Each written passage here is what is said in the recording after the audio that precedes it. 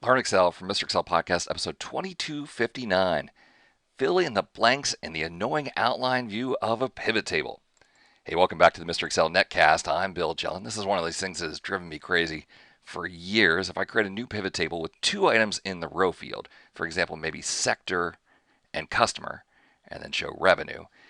These blanks over here, I hate those blanks. And let's add product and these blanks. I hate both of those blanks. Easy ways to solve this. All right, now the design tab. Come here to report layout and choose repeat all item labels, which will get those to fill in, but not these to fill in. Right click the pivot table and go to pivot table options. And for empty cells, show 0.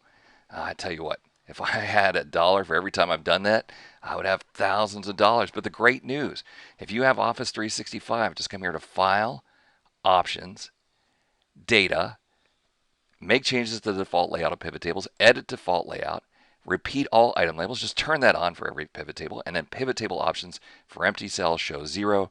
From now on, when I create the pivot table, and by the way, I already have show in tabular form. That compact layout is horrible. So that was already set before we started.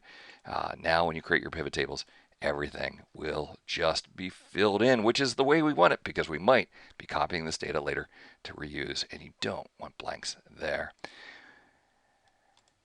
Well, hey, I want to thank you for stopping by. We'll see you next time for another netcast from Mr. Excel.